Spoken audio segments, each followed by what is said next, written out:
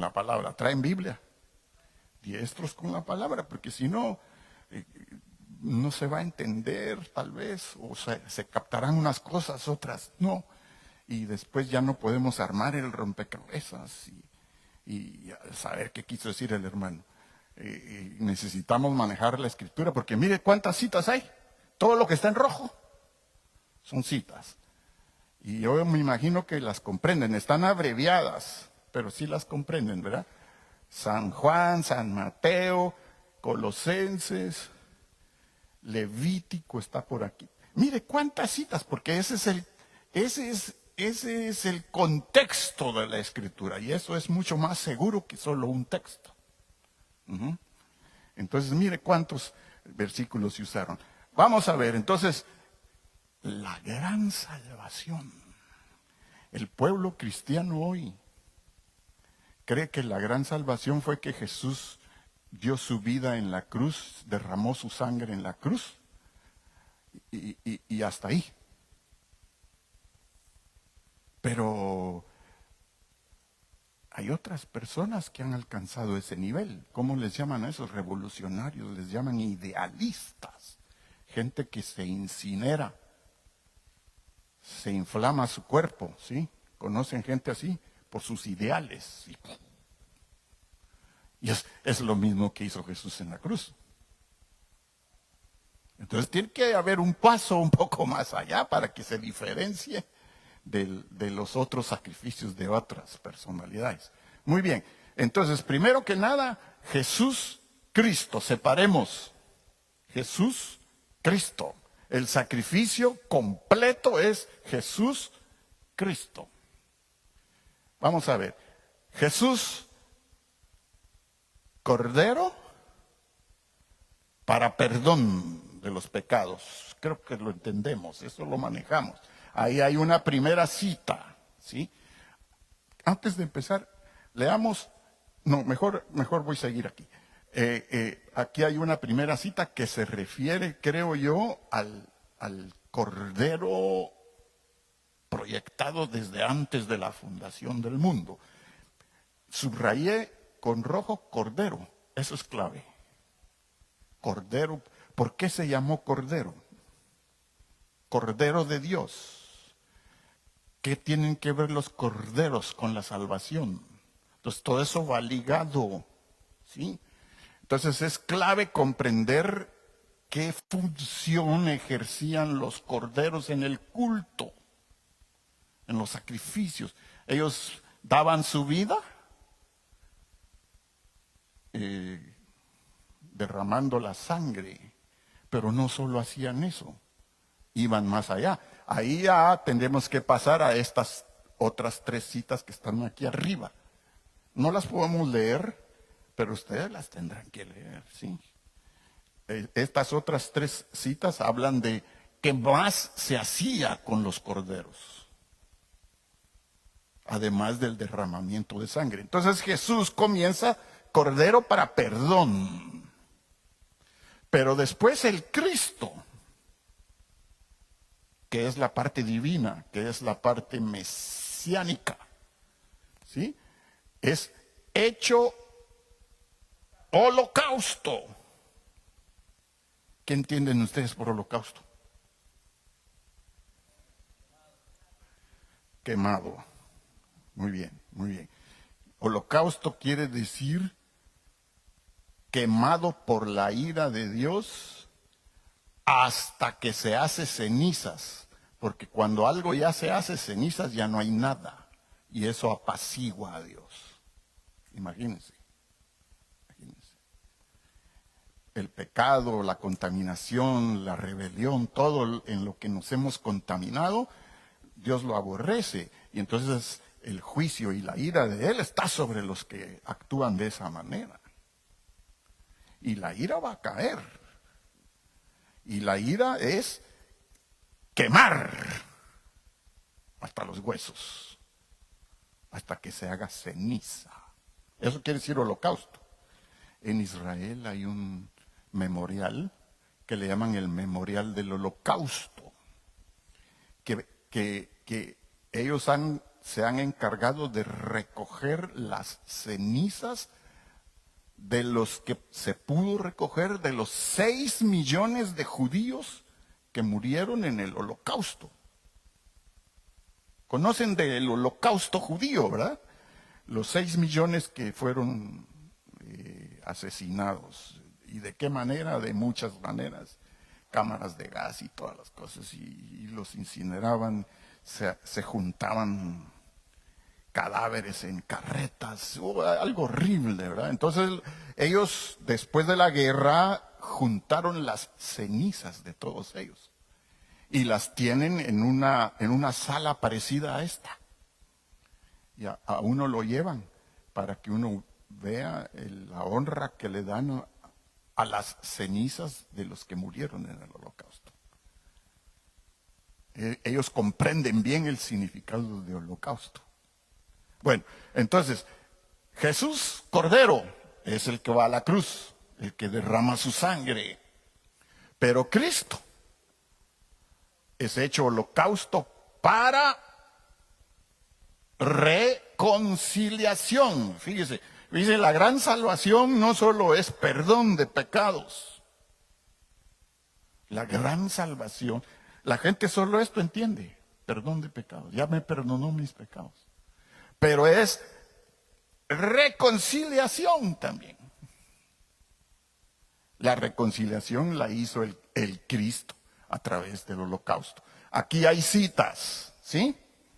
¿Las comprenden? Colosenses 1:20, Éxodo 12:10 y todo el capítulo 1 de Levítico habla sobre el concepto del holocausto. Eso era lo que pasaba con los corderos. Es la ligadura que hay, la ligadura de Dios, de los corderos que eran sacrificados en los altares, con la aparición del Cordero de Dios. ¿Sí? Ok, entonces, comencemos aquí rápido. Esto es rápido porque así se entiende. Está el Adán con negro, ¿lo ven? El Adán lo escribía en negro, ese es el Adán sin caída. ¿Sí? Él tenía relación, comunicación con Dios, él estaba conciliado con Dios y no necesitaba perdón. Pero ¿qué pasó? De pronto se volvió rojo por su caída. Entonces ya quedó con la necesidad de reconciliarse con Dios. ¿Y cómo lo hacía? Adán y todos sus descendientes que ya van para allá. Esta línea negra que hago siempre, que es la línea del tiempo, ¿verdad? ¿Sí? Entonces, ya Adán caído tuvo necesidad de reconciliarse por medio de corderos, que son estas flechitas que hice aquí, porque sacrificaban un cordero y Dios se apaciguaba. Pero al otro día había que sacrificar otro, porque otra vez. Y así cada día. O cada fin de semana. Ahí ustedes pueden leer en las citas, ¿sí? Y se necesitaba de corderos.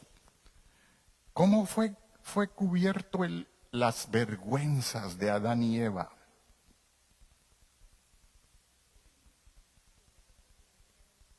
Con pieles, ¿verdad? ¿Se acuerdan? ¿Sí? ¿Pieles de qué? De animales, pero no dice de qué. Entonces solo asumimos. Algún animal dio su vida para lograr la reconciliación y cubrir las vergüenzas de los pecadores. Lo más probable es que haya sido corderos, porque de ahí en adelante todo comenzó con corderos. ¿Sí? Corderos. Y esto se va a la línea del tiempo, la paré aquí, porque aquí hay siglos de distancia. Abraham, Isaac, Jacob, ¿quién más viene? José, Moisés, el pueblo de Israel. Híjole, los reyes. ¿Y cómo era que se cubrían y se reconciliaban con Dios? Por medio del sacrificio de corderos. Entonces eso siempre estaba por corderos. Yo no sé si preguntaban si tenían la revelación de que por qué es el cordero tenía que dar su vida. No sé si la tenían o no sé si preguntaban, pero es posible que sí. Pero así se fue esto por siglos. Y los pecados solo eran cubiertos. Entonces, por esa razón tenían que volver a sacrificar otro cordero y otro cordero cada vez para mantener cubiertos los pecados. En cambio, cuando vino el Cordero de Dios y su sacrificio como cordero, de una vez, no cubrió los pecados, sino que los quitó de una vez y los echó al fondo de la mar, hermanos. Ya estamos perdonados, aleluya. Ese ya es la función de la gran salvación. Aparece el Cordero de Dios después de tantos siglos. Filipenses 2:6, vamos a ver, rapidito. Filipenses 2:6. ¿Dónde comienza la gran salvación del Cordero de Dios? Que es su sacrificio completo. Es que nosotros tenemos que entender el sacrificio completo, no solo la cruz, hermanos. Filipenses, ¿lo encuentran? Está difícil. Filipenses 2:6 dice, el cual, o sea, Cristo Jesús, según el verso anterior, Cristo Jesús, siendo en condición de Dios. Eso es cuando se llamaba, ¿qué? El verbo. ¿Sí? Eso se ve en San Juan 1. Capítulo 1, ¿ah? San Juan capítulo 1 acerca del verbo. Pero ahora yo estoy aquí en Filipenses 2, porque el verbo decidió venirse a ser cordero. ¿Vamos bien? Decidió venirse a ser cordero, y entonces lo primero que ocurre es esto, lo que acabamos de leer. Él, en condición de Dios, no consideró continuar siendo Dios, dice, o igual a Dios, como a cosa a que aferrarse, sino que se despojó de sí mismo. Estoy leyendo Filipenses 2:6 y 7. Se despojó de sí mismo y se hizo semejante a hombres. Más claro no se puede, hermanos. Se hizo semejante. Entonces, ¿cuál es el principio de la gran salvación del Cordero de Dios? Que se despojó de sus virtudes. Se hizo nada.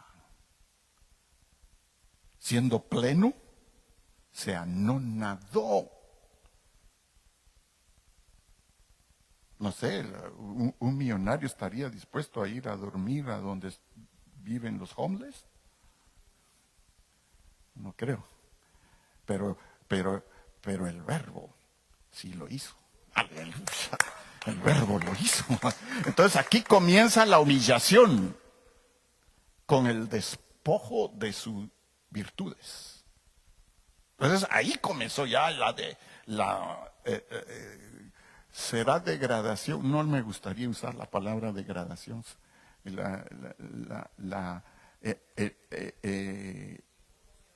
El menguo, no es tampoco involución. Empezó a menguar él, se hizo chiquito, se hizo nada. Así dicen las versiones viejas, se anonadó.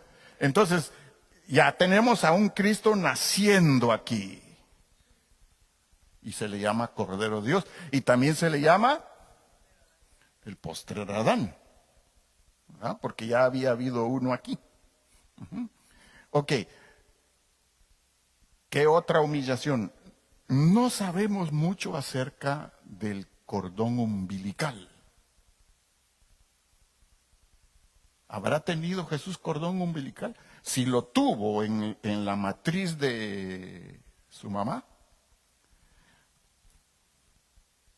tuvieron que cortar. ¿O no? Es que hay versiones que dicen que no tenía. Pero ahí lo dejo a criterio porque no hay mucha descripción sobre eso. Pero asumimos que tenía, que fue un nacimiento de 9 meses y con pancita y ¿qué más hay? Y antojos y todo eso. ¿Sí? Entonces, el siguiente lo estoy poniendo con círculos ovales rojos. Son los sufrimientos del sacrificio de Cristo. Corte de cordón umbilical. Lo que pasa es que uno no se acuerda, pero eso duele. Es desprenderse. El cordón umbilical es el que nos asocia con los ancestros y las taras y las malas costumbres. Por eso hay que cortar. Bueno, seguidamente, 8 días después, ¿qué pasa? La circuncisión de Jesús. Ahí está en San Lucas, ¿verdad? Ahí no puse cita porque ya la saben ustedes. La circuncisión de Jesús. ¿Qué es circuncisión? Circuncidarse es quitar el exceso de carne. Sufrimiento, otro sufrimiento. A los 8 días. Pero ahí sigue la cosa. Hay un lapsus aquí de 30 años, que no se sabe mayor cosa. Solo se sabe que el Señor sujetó a sus papás. ¿Sí? Hebreos 10:5 es importante. Hebreos 10:5, ahí habla acerca del Cordero de Dios. Ok, a los 30 años, ¿qué pasa? Mateo 4. Prueba y tentación que sufre Cristo, Jesús Cristo. Prueba y tentación. De eso vamos a hablar el domingo. Por eso no quiero tocar mucho eso. Mateo 4 para que ustedes lo vean. Y seguidamente, 3 años después, empieza la seguidilla de sufrimiento. Los azotes. ¿Sí? Todo eso lo leemos en Isaías 53. Ya les había dicho que lo leyeran, pero no sé si lo han podido leer. Los azotes, las bofetadas y los insultos. ¿Sí? Dice que le desfiguraron su rostro. Le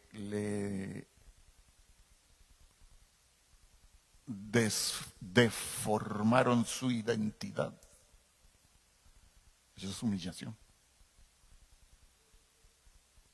Esos son los sacrificios. Le deformaron su identidad porque lo abofeteaban.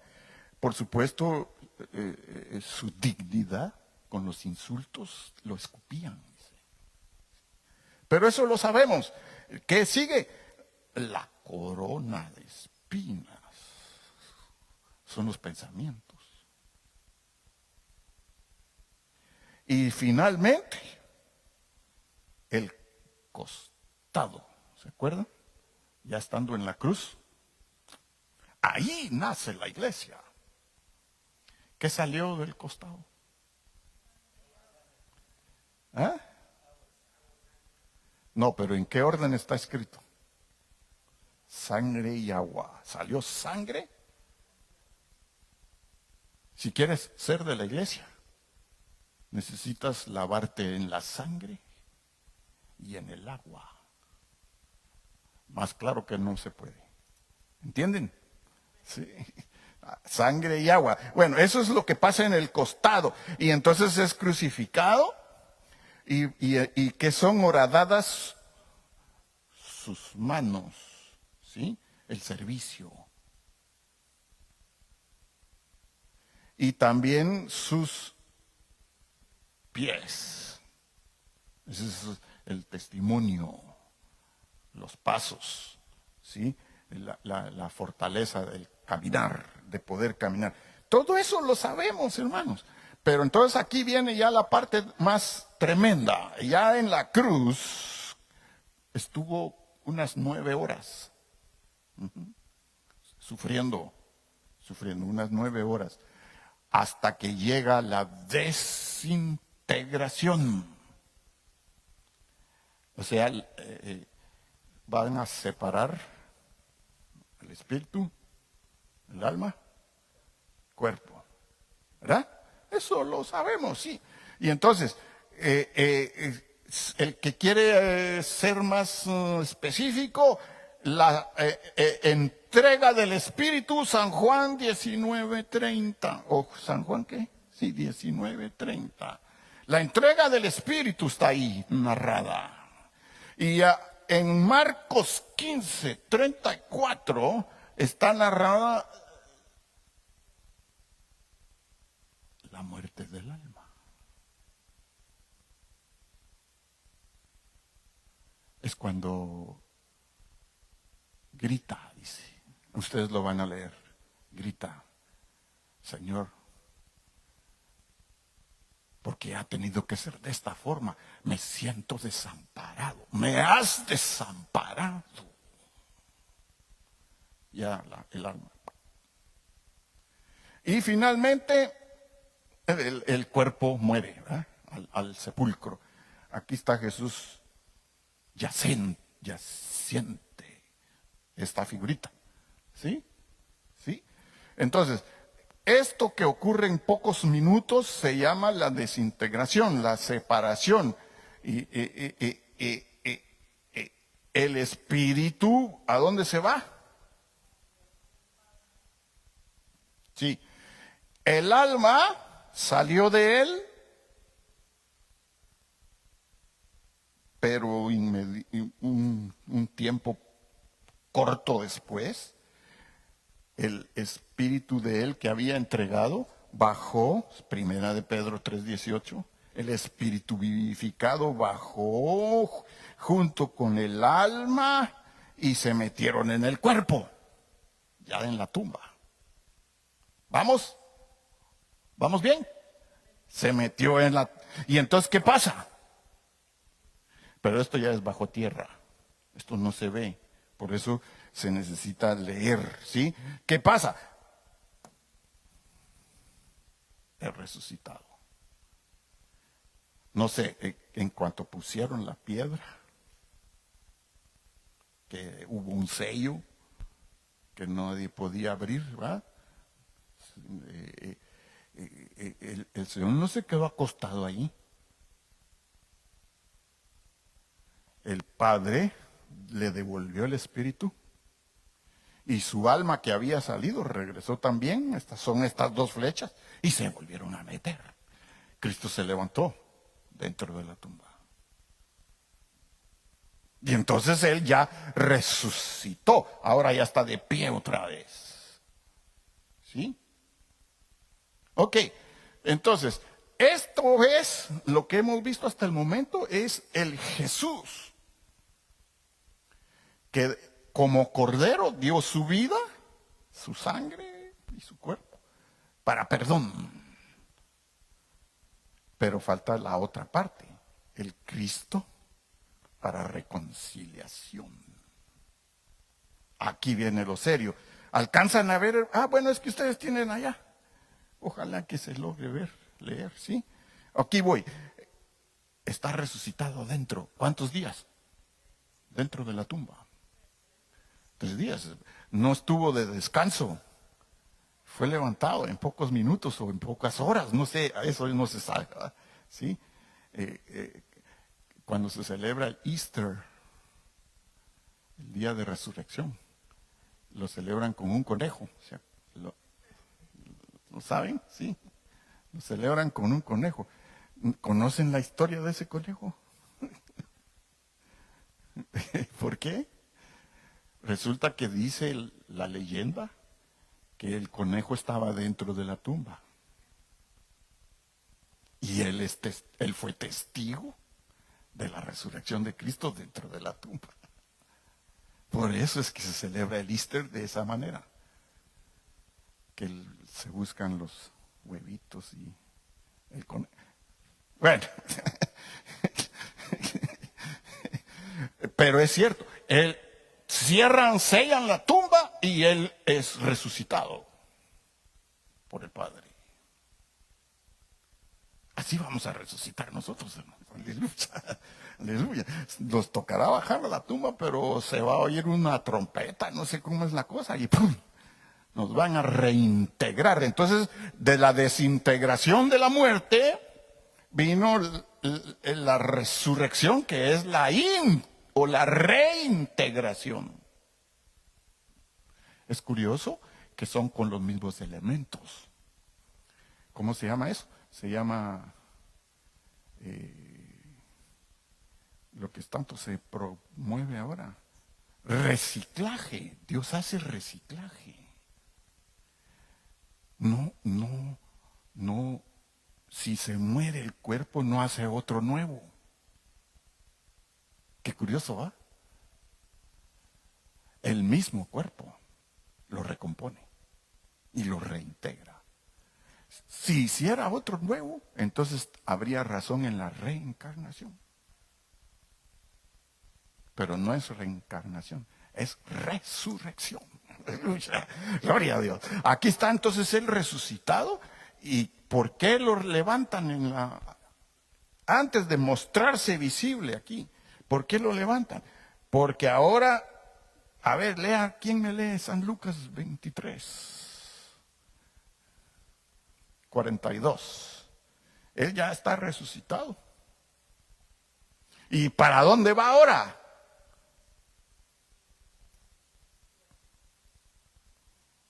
Por eso, esta es la parte que más me interesa. Por eso esta la vi rápido. Esa ya la sabemos, ¿sí? Esta es la que más me interesa, ¿sí? Uh-huh. Entonces, él está resucitado dentro de la tumba. ¿Y qué dice San Lucas 23:42?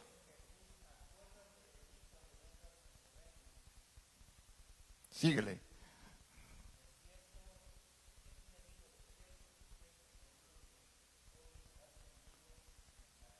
Ahí está. Ahí está. Muriendo el Señor, muriendo los ladrones. ¿A dónde se va? El paraíso es lo mismo que el seno de Abraham, bajo la tierra, ¿sí? Abajo, abajo. ¿Qué me ampara? San Lucas 16, ahí lo leen. Entonces, hoy vas a estar conmigo en el paraíso. Entraron aquí. Este es el paraíso. Algunos teólogos le llaman el Seol alto o el alto Seol. ¿Por qué? Porque esta es la parte alta. Aquí hay una cima. ¿Alcanzan a ver la palabra? Es una cima con S. ¿Qué quiere decir? Un barranco, un abismo que separa el alto Seol o el paraíso de el infierno, que es el bajo Seol, pero es en el mismo lugar o en la misma área. ¿Ya? ¿Recuerdan que se hablaban estos con estos? ¿Y qué decía? Ayúdame, baja. No puedo. ¿Por qué? Hay una gran cima. Hay un gran abismo que no nos deja ni bajar y ustedes no pueden subir. Entonces, Cristo resucitado mete al ladrón aquí y entra él también. Cuerpo. Aquí es muy importante, vamos a ver, es muy importante que lean esto. Mateo 10:28. Mateo 10:28. Jesús en vida todavía, mucho tiempo atrás. Sí, hermano José.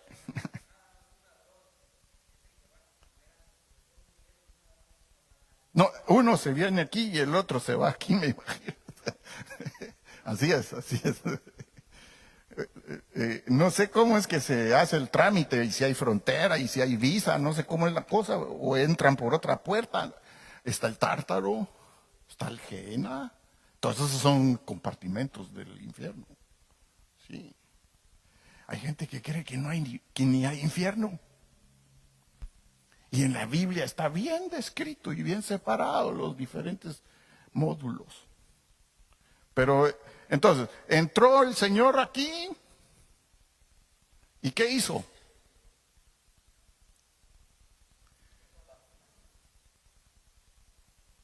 Primera de Pedro 3:19. Bajó a predicar. Dicen predicar, pero no es predicar, es a notificar. Es más correcto. A notificar a todos estos que estaban aquí que él ya estaba venciendo y que él los iba a rescatar de ahí. Aleluya. Aleluya. Y todo lo que se sabe de que a lo que él bajó. Entonces aquí hay otro sufrimiento. Él entra y baja al infierno.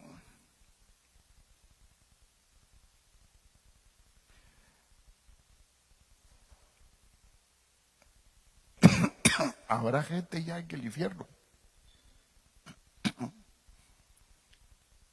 Sí, sí. Los muertos en Cristo están descansando. No sé dónde, pero están descansando, dice. Pero los muertos sin Cristo van a ese lugar de tormento. Entonces aquí hay gente. Por eso Jesús entró allí a hacer notificaciones, a hacer a dar un mensaje. No sabemos qué, ¿verdad? Pero entra a la parte baja. Tuvo que atravesar ese abismo, esa cima, para entrar al infierno. Y entonces, aquí viene otro gran sufrimiento. Cuando terminó su mensaje o su notificación,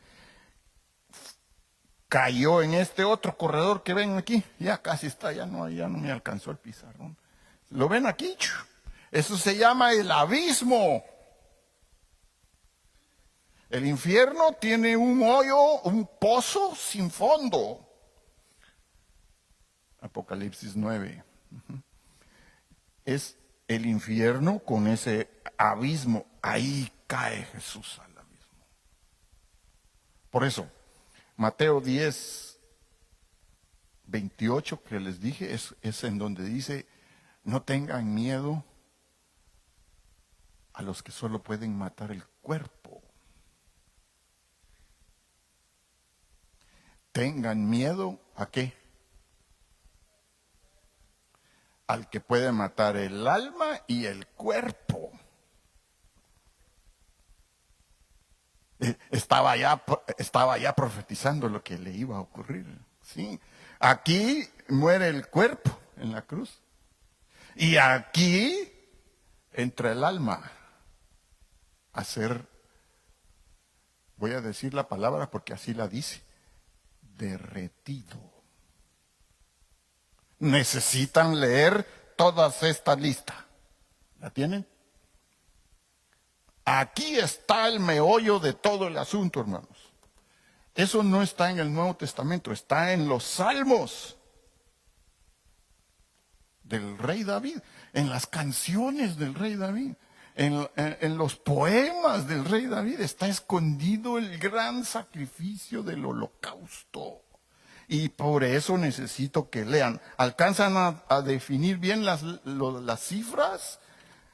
Salmo 22, Salmo 68, Salmo 71. Mire cuántos, esos son los salmos mesiánicos, que están hablando del Mesías. Salmo 88 y ineludible, el 139.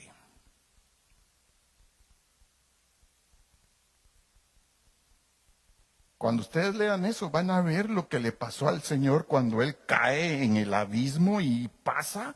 ¿A dónde? ¿Qué es el punto final ahí?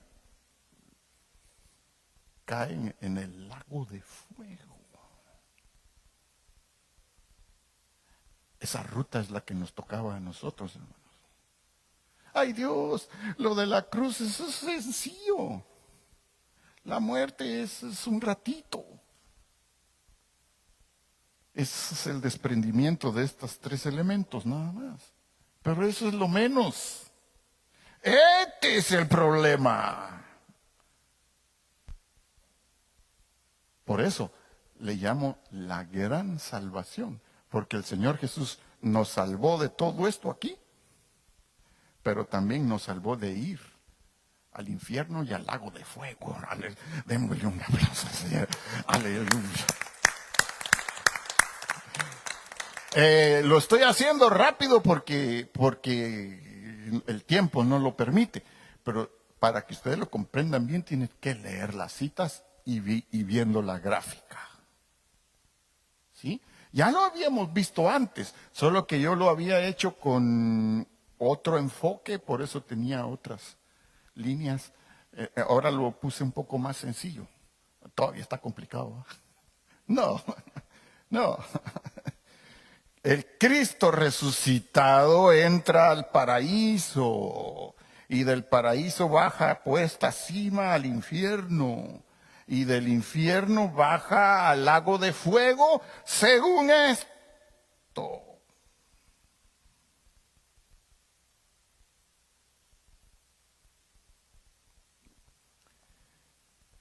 Tienen que agregar Salmo 16. Leámoslo ese.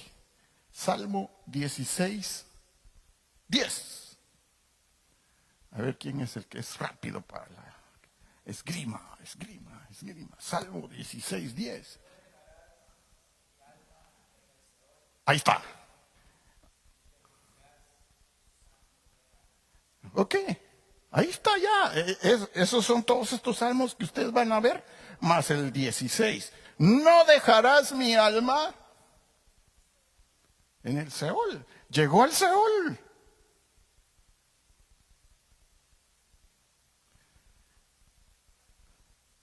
Este es otro sufrimiento, entonces cae al lago de fuego. ¿Quiénes van a caer en el lago de fuego? Estos que están aquí.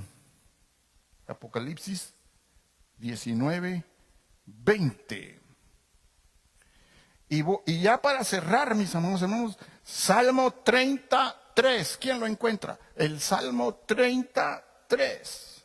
Es el apoyo a lo que les estoy describiendo con gráfica allí. Salmo 33. Yo sí les ganaba en esgrima, hermanos. Yo sí era pero.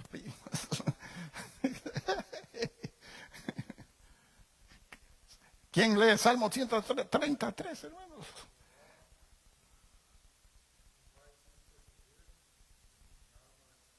Ahí está otra cita que apoya esto.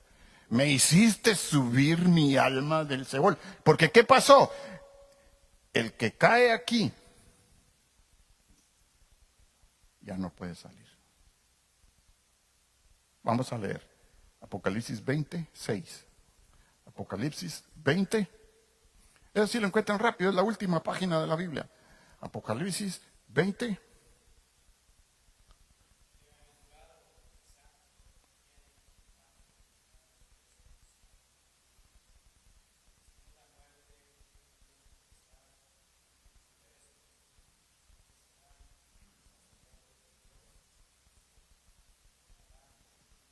Y el verso 14, agregarle.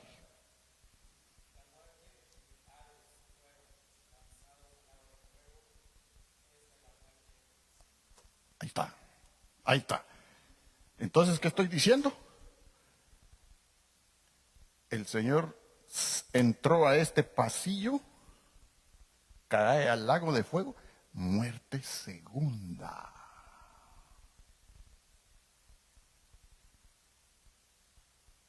Es el Cristo el que está muriendo. Ya no es Jesús. Jesús muere aquí. La cruz. Ahora estoy hablando de la muerte del Cristo. El Cristo que tiene que ser hecho holocausto, ¿Qué es holocausto? Dijimos. Ser quemado totalmente hasta volverse cenizas. Es la única forma en que Dios apacigua su ira. El Cristo cayó aquí.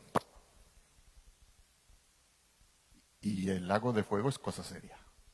El que entra ahí ya no sale. Ahí sí ya no hay. Esta es la muerte segunda. Él entró ahí y el Cristo es derretido.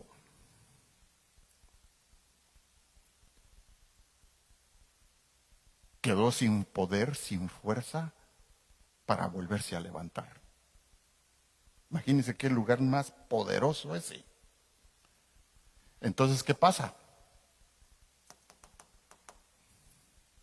El Padre es el que baja, el que no baja, sino es el que da la instrucción y ¡pum! Levanta a su hijo. Salmo 139. El Salmo 139 habla de que estaba yo siendo tejido en el vientre de mi mamá. A ver, ayúdenme. Salmo 139, ¿sí? Estaba yo siendo tejido en el vientre de mi mamá, o sea, en la matriz. Ese es el nacimiento natural, ¿sí? Es el Salmo 139, verso 7. A ver, qué rápido, ya nos vamos.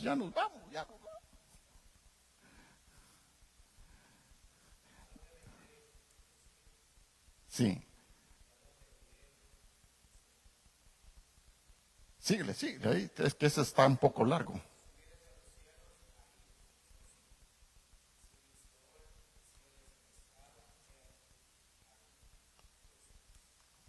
Síguele.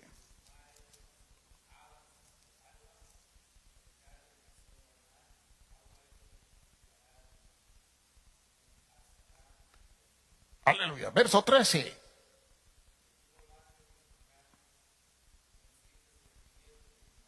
Ahí párale. Ese es el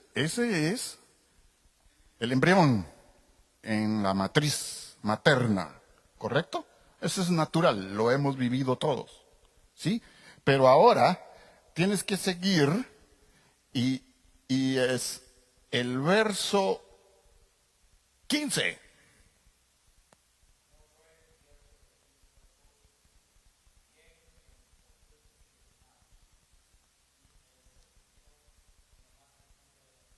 Ahí está.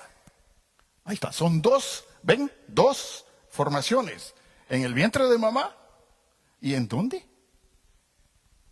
En las profundidades de la tierra. ¿Qué es eso?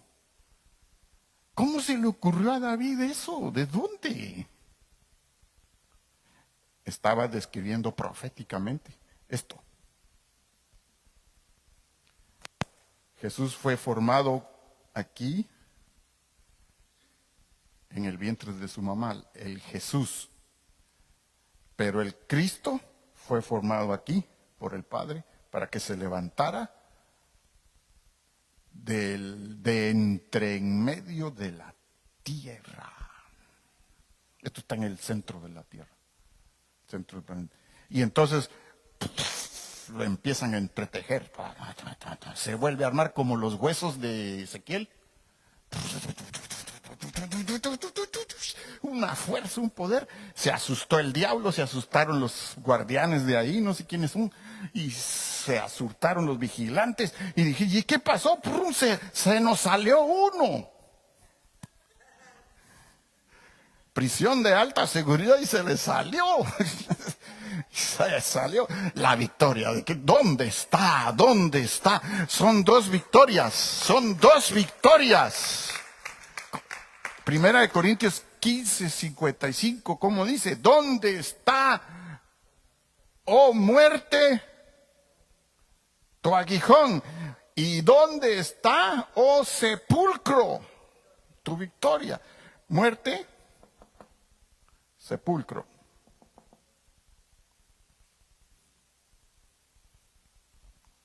Es difícil verlo si no es por revelación, hermanos. Y por puro contexto, no sé cuántos años nos tomó ir viendo esto. Pero ahora lo podemos tener en resumen. Y entonces se viene esto aquí. ¿Y qué pasa? Rompe todos los estereotipos. Y ¡pah! 3 días. ¿A dónde sale? Se hace visible la resurrección. La que vio María Magdalena, la que vieron los discípulos, la que vieron los hermanos no sé quiénes y los que vieron como 500, dice. ¿Sí? Se manifestó visible por 40 días. Pero él ya había resucitado aquí. Fue a dar esta gran vuelta aquí. Anoten las citas, hermanos, y logra salir, logra salir. Esa es la gran victoria de Cristo. Y por esa resurrección es que ahora nosotros no tenemos que ir a dar esa vuelta. Aleluya. Esa es la gran salvación, mis amados hermanos. Cuando yo oí eso les decía, dije, no, hombre, es que yo pensé que solo era la cruz y la corona de espinas y las gotas y la bofeteada. Cuando lo asaltan a uno le hacen lo mismo casi. Entonces eso no tiene mucho. Ya viéndolo despacio, bueno, ¿sí? Y decía yo, pero tanto es ese sacrificio. No, el sacrificio más sublime es la parte que no se ve. Esta. La parte imposible. Aquí va a ser echado el anticristo, el diablo, el falso profeta y todos los que se duermen en la iglesia. Aquí.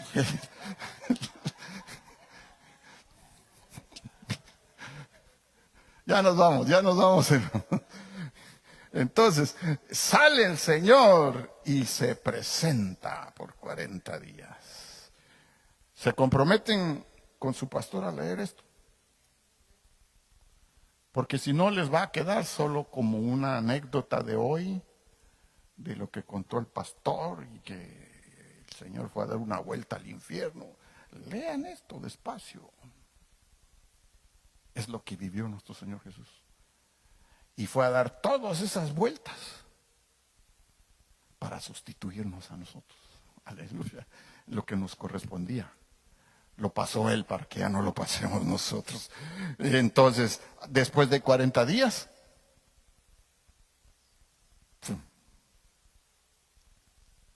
a donde Él está, a la diestra del Padre. Ahora, la segunda parte es que dentro de unos días, otra vez vuelve a bajar.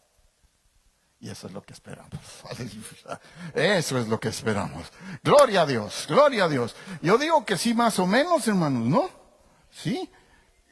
Termino con esta. Romanos. ¿Qué es? Romanos 8:11. Mire cuántos libros de la Escritura cité. Eso es contexto.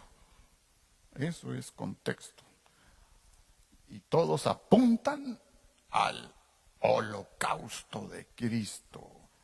No, hermano, cuando yo entendí, por eso alabo a mi Señor ahora con más ahínco, con más fuerza, con más ímpetu. Aleluya. No encuentro Romanos, ¿no? Romanos 8, y nos vamos. Romanos 8:11. El domingo vamos a ver esta parte, porque eso ya son los hermanos ya más sencillos. Voy a presentar la pantalla eso para el recordatorio, pero pobres los que no vinieron, ¿no? A ver si entienden, porque solo vamos a hablar de esta prueba. Ya cuando entra uno al detalle de lo que sufría el Señor en cada uno de estos óvalos. No, hermano, dice uno, Señor, qué bendito eres, Padre. qué amoroso eres, qué magnánimo eres, Señor.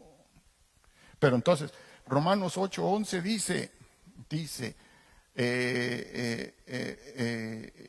y si el espíritu de aquel que levantó de los muertos, ¿a quién? A Jesús, ¿verdad? Habita en ustedes,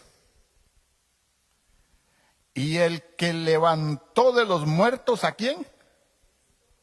Ahí están las dos muertes. Las dos muertes de Cristo. Como Jesús y como Cristo. Ahí está, Romanos 8:11, luego otra vez.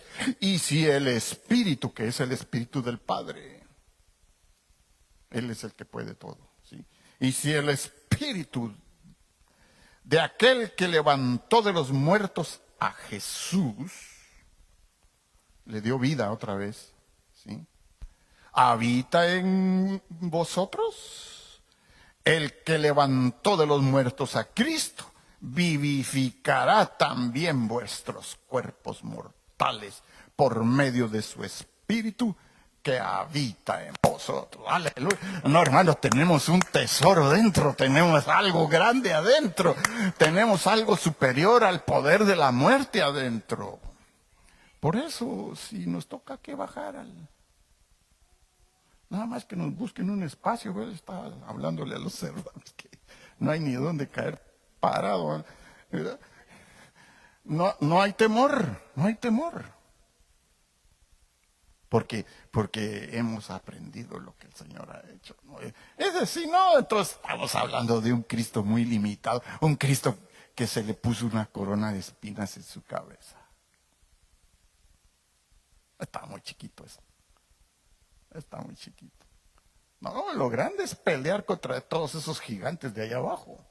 Después el Señor se llevó, parece que se llevó este paraíso. Llevó cautiva la cautividad, dice. Y posiblemente que ahora el paraíso esté en un planeta, en un astro, no sé dónde, y solo quedó el infierno y el lago de fuego. Pero eso sí es un poco suposición. Amén y amén, aleluya. Ojalá que el domingo vengan a alabar al Señor con más fuerza, porque se lo merece nuestro Señor. Nos salvó de la muerte segunda. Y eso sí que no lo logró nadie, eso sí que no tiene precio, eso sí que es de gran valor. Aleluya.